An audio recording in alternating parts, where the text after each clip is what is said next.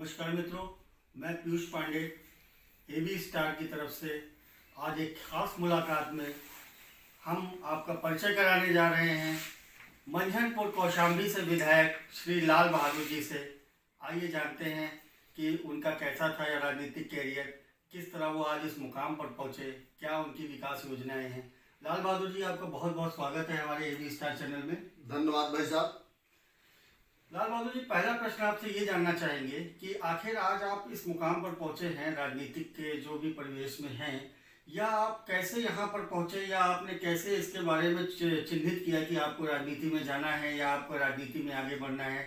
आप तो हमने सुना है कि आप फौज में थे, आप देश की सेवा कर रहे थे फौज में रह के, फिर आपका कैसे विचार आया और आप किस तरह यहाँ पर आज एक राजनेता के रूप में जो है लोगों के बीच हैं।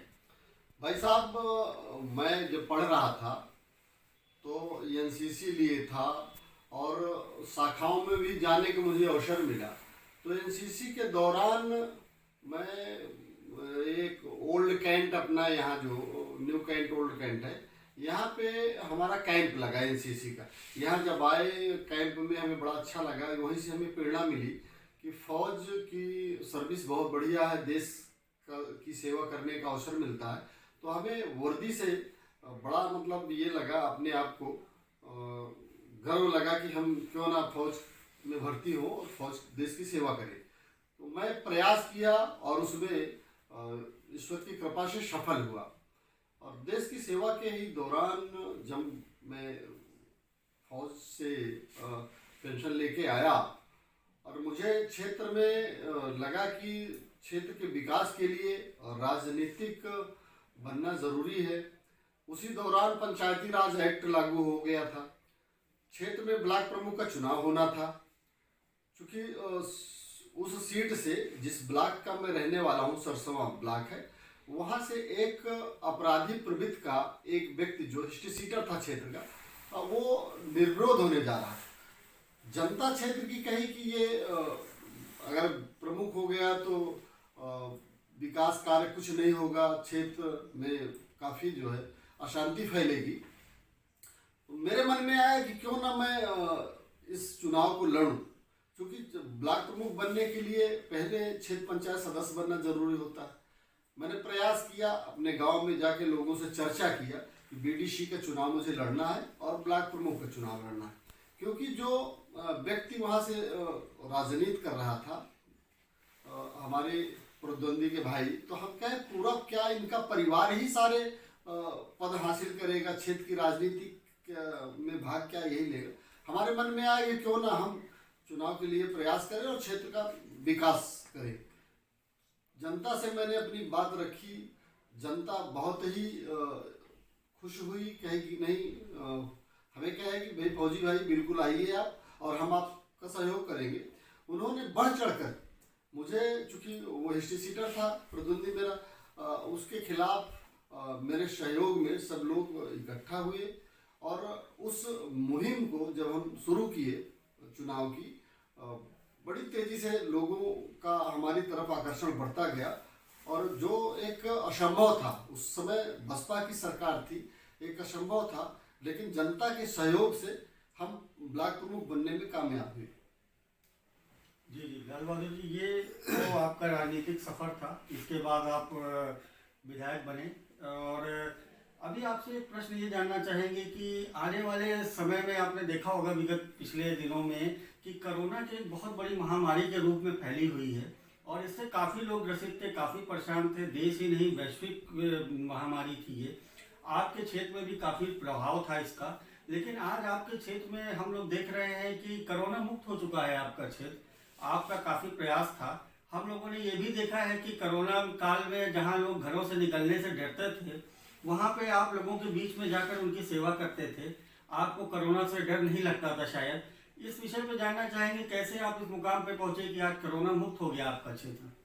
भाई साहब, जिस तरह से आत्मसाहस और अपने आत्मबल के बल पे मतलब हमने चुनाव में भाग लिया, विधायक बनने के समय जब हमारा क्षेत्र संगठन मतलब केंद्रीय संगठन और प्रदेश संगठन ने हमें टिकट दिया चुनाव लड़ने के लिए, हमें बिल्कुल हिचक नहीं थी। हमें ये था कि हम विधायक बनेंगे, जनता का हमें सहयोग मिलेगा, क्योंकि उसके पहले भी हमने जनता के बीच रहकर कार्य किए थे और निश्चित रूप से जनता का आशीर्वाद सहयोग मिला। चूँकि मेरे सामने बहुत बड़ी चुनौती थी। वो कई बार के विधायक मंत्री लोग मुझसे कहते थे कि आप कैसे विधायक बन पाएंगे, मतलब उसका बहुत ज़्यादा वर्चस्व है। लेकिन हम मतलब कभी मैंने ये सोचा ही नहीं कि मुझे कोई अड़चन आएगी। मेरा आत्मबल मजबूत था। मैंने कहा नहीं, मैं पहले भी इसके बड़े भाई को हराया हूँ, तो इसको, ये तो छोटा भाई है, इसको हरा लूँगा। मैंने अपने भाषण में भी यही बात लोगों से कहा और लोगों ने मेरा सहयोग दिया। मुझे उस लायक समझे, क्षेत्र के विकास के लायक समझे, मुझे लोगों ने जनप्रतिनिधि बनाया। जैसे ही हम विधायक बने, क्षेत्र के विकास में अग्रसर रहे, उसी दौरान ये कोरोना महामारी का बहुत बड़ा प्रकोप जब टीवी चैनलों में चलने लगा, तो हमें लगा कि हमारा देश चूँकि घनी आबादी वाला देश है, यहाँ पे बहुत ही जनसंख्या है, यहाँ तो तबाही मच जाएगी, क्या होगा, कैसे होगा, मतलब ऊहापोह की स्थिति बनी रही। लेकिन जैसे ही विदेशी जो भी हमारे यहाँ के प्रवासी रह रहे थे बाहर यहाँ आए और बीमारी यहाँ आके ये वैश्विक महामारी कोरोना अपना पैर पसारा, लेकिन हमारे देश के यशस्वी प्रधानमंत्री मोदी जी ने बहुत ही सजगता के साथ जिस तरह से लॉकडाउन और उनके जो भी उन्होंने सुझाव दिए, उनका जो भी निर्देश हुआ, हमारे देश की जनता ने पूर्ण आस्था के साथ उसका पालन किए और इस महामारी से मतलब निजात दिलाने में हमारे, चाहे कौशाम्बी के जो भी लाल हैं, जो उप मुख्यमंत्री हैं केशव जी रहे हो, चाहे हमारे सांसद विनोद सोनकर जी रहे हो, और हमारे प्रदेश के मुखिया माननीय योगी जी जिस तरह से बड़ी सजगता के साथ लोगों, प्रवासियों को यहाँ लाने में, उनको घर घर किसी तरह की समस्या ना आए, उनका ट्रीटमेंट कराने में, और हम लोग भी जो हमारे साथी सहयोगी जनप्रतिनिधि हैं, हमारे संगठन के लोग, हम लोग इस बीमारी की लड़ाई में जो भी हमारे प्रवासी भाई आए और जैसे स्कूलों में रुके रहे, हम वहाँ लोगों को जाके मास्क है, मोर्टिन है, डिटॉल साबुन है, फल फ्रूट है, उनको पहुँचा करके कि क्यों किसी तरह से मतलब उनकी जो ऊर्जा है कम ना हो और बीमारी का प्रकोप बढ़े ना, वो मतलब उनको किसी तरह की दिक्कत ना आए। हम लोगों ने बढ़ चढ़कर जितने भी हमारे क्षेत्र के स्कूल थे, सारे स्कूलों में हम उनको सारी चीज़ पूरी किट पहुंचाए। गाँव में जो भी लोग गरीब थे, कमज़ोर थे, उनके घर तक किट पहुंचा करके उनको सुरक्षा और मास्क दे करके इस कोरोना महामारी से बचाने में हम कामयाब हुए। जी जी जी, लाल बहादुर जी, आपके क्षेत्र में हम लोगों ने काफ़ी भ्रमण किया है और हम लोगों ने पाया है कि सबका साथ सबका विकास वाकई में ज़मीनी स्तर पर हमको दिखा है। और जो कि लोग कहते हैं कि विकास कहाँ है, उस विकास को हम लोगों ने आपके क्षेत्र में ढूंढा एवं पाया कि वाकई में विकास हुआ है। तो आपने ये विकास की जो आपने एक ऊंचाइयां हैं, ये कैसे पाई एवं आप किस तरह से इसको आगे भविष्य में ले जाना चाहते हैं? भाई साहब, ये हमारा जनपद 16 महाजनपदों में वत्सनगर की राजधानी कौशाम्बी था। ये कौशाम्बी का बहुत बड़ा इतिहास है। महात्मा गौतम बुद्ध की तपस्थली है यहाँ। जैन धर्म के 6वें तीर्थकर पद्म प्रभु का जन्म स्थान है। यहाँ पे 51 पीठों की माँ शीतला देवी का धाम है। भगवान श्री कृष्ण सुदर्शन संदीपन मुनि के आश्रम में यहाँ शिक्षा लेने का काम किए। भगवान राम जब चित्रकूट वनगमन हुआ उनका, इसी रास्ते से गया। चूँकि ये ऐतिहासिक धरोहर है, कौशाम्बी का बहुत बड़ा इतिहास था।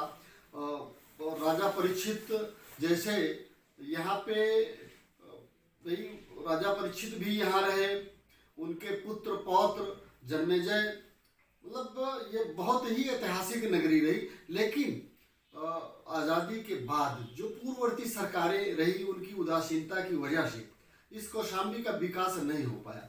आज कौशाम्बी जनपद बने 25 वर्ष हो गया, लेकिन कभी कोई मुख्यमंत्री उस पर्यटक स्थल नहीं पहुंचा। लेकिन हमारी सरकार बनने के बाद हमारे प्रदेश के मुखिया माननीय योगी जी, हम लोग जब उनको आमंत्रित किए कौशाम्बी आने के लिए, उनका प्रथम पदार्पण हुआ है। पहले ऐसे मुख्यमंत्री हैं जो वहां पहुंच करके इस कौशाम्बी के विकास के लिए बड़ी महत्वपूर्ण 8 महत्वाकांक्षी योजनाओं की घोषणा की, जिससे कि एयरपोर्ट प्रयागराज से 4 लाइन, वहीं जमुना नदी से चित्रकूट की तरफ जाने के लिए पुल की व्यवस्था, नहरों की साफ सफाई, इस तरह से 8 घोषणाएं वहाँ के विकास के लिए। म्यूजियम है और वहाँ पे या जो भी पर्यटक है उनको रुकने के लिए गेस्ट हाउस की व्यवस्था, इस तरह से 8 महत्वपूर्ण घोषणाएं की।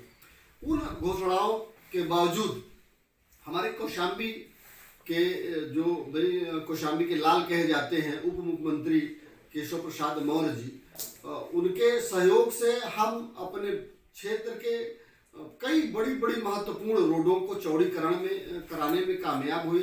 जैसे सरायकिल से महिला ले लीजिए, कौशाम्बी से एक बड़ी रोड हिनौता की तरफ जाती है, करारी से ये महेवा जहाँ पे भगवान, जहाँ पे महाकवि तुलसीदास जी की प्रेरणा स्थली रही, रत्नावली जी का मायका था, वहाँ वो भी रोड चौड़ी हो गई। इस तरह से दर्जनों रोडें माननीय केशव प्रसाद मौर्य जो हमारे प्रदेश के उप मुख्यमंत्री हैं, उनके सहयोग से हमें क्षेत्र में रोडों का जाल बिछाने में काफ़ी हमें कामयाबी मिली। आज हमारे क्षेत्र की रोडें सब मतलब एकदम से जो भी गड्ढा मुक्त हो चुकी हैं, नवीनीकरण हो चुका, नई रोडें काफ़ी संख्या में और चौड़ीकरण भी हुआ। क्षेत्र का काफ़ी हमारे विकास हुआ, जिसमें माननीय योगी जी और हमारे सांसद जी रहे, उप मुख्यमंत्री जी, सबका सहयोग रहा। आज हम अपने कौशाम्बी अपने क्षेत्र के विकास कार्य करने में काफ़ी सफल रहे। हम अपने कार्य से काफ़ी संतुष्ट हैं। जी जी जी लाल बहादुर जी, अभी आजकल हम देख रहे हैं कि राम मंदिर जो है उसके लिए आपकी सरकार काफ़ी प्रयासरत है। एक भव्य राम मंदिर का निर्माण के लिए आह्वान किया गया है आपके नेताओं के द्वारा, जिसमें कि काफ़ी सहयोग राशि भी लोग एकत्रित कर रहे हैं, बढ़ चढ़कर इसमें आगे आ रहे हैं। हमने देखा है कई नेताओं ने इसमें सहभागिता की है। आपकी इसमें क्या सहभागिता थी एवं आप किस तरह अपना योगदान दे रहे हैं, या क्या धनराशि आपने अभी तक मुहैया करा दी है इस मुहिम में? भाई साहब, ये हम लोगों का सौभाग्य है कि जिस देश में हम जन्म लिए, यहाँ पे भगवान श्री राम जी का जन्म अयोध्या में हुआ था और मुगल शासकों द्वारा उस स्थान को काफ़ी छिन्न भिन्न किया गया। लेकिन इन जब 500 सालों से जो कार्य के लिए देश की जनता काफ़ी प्रयास कर रही थी, भगवान राम का मंदिर अयोध्या में बने, लेकिन कोर्ट की रुकावट के कारण नहीं बन पा रहा था।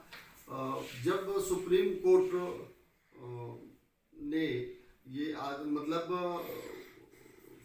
भगवान राम मंदिर का बनने के लिए निर्णय दिए, तो जनता बहुत ही मतलब प्रभावित हुई, खुश हुई और उसमें बढ़ चढ़कर हिस्सा लेने के लिए अपने आप लोगों ने घोषणाएं करना शुरू किया। बहुत से लोग तो करोड़ों करोड़ों रुपया अपने द्वारा सहयोग किए और हमारा संगठन कहा, भाई हमसे भी बातें हुई संगठन के शीर्ष नेतृत्व द्वारा कि क्षेत्र से समर्पण निधि के द्वारा भाई लोगों से सहयोग लिया जाए।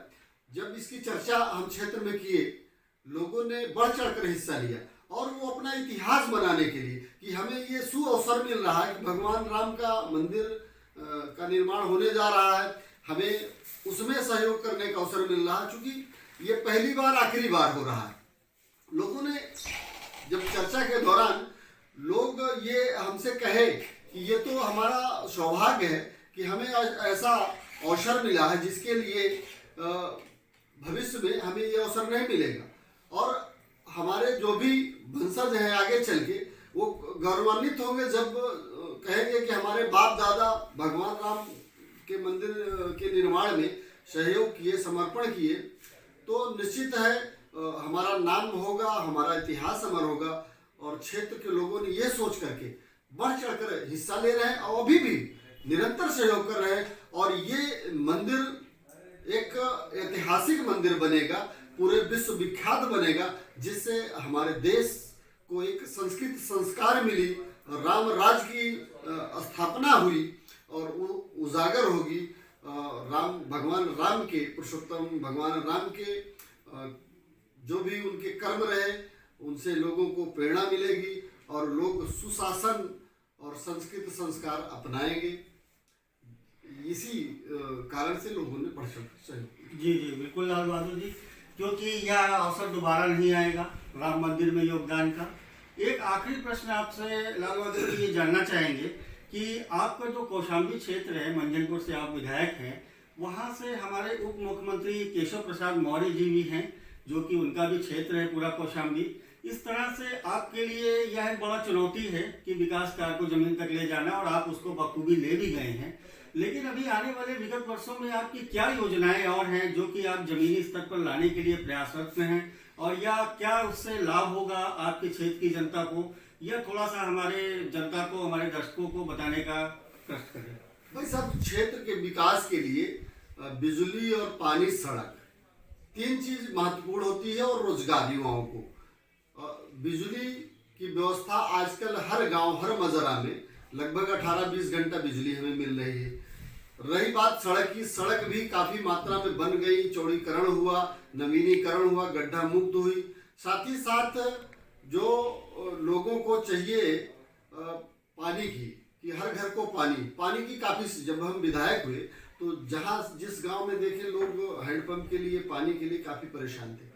हम बनने के बाद कई गांव में समरसेबुल लगवाए, जिससे पाइपलाइन बिछा करके घर घर पानी पहुंचाए। आज हमारी सरकार जल मंत्रालय, जल शक्ति मंत्रालय बना करके आज घर घर पानी, हर घर को नल की व्यवस्था के तहत काम शुरू हो गया है बहुत तेजी से। आने वाले समय में हर घर को पानी मिलेगा, और निश्चित है हम उसमें कामयाब होंगे।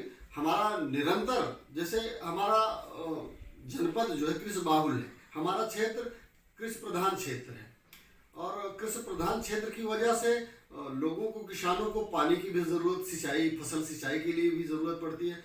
सिंचाई के क्षेत्र में भी हमने लगभग 30-35 ट्यूबवेल लगवाए, बड़े बड़े ट्यूबवेल लगवाए, जिससे लोग काफी खुश है, काफी प्रभावित हो रहे हैं, किसानों को लाभ मिल रहा है।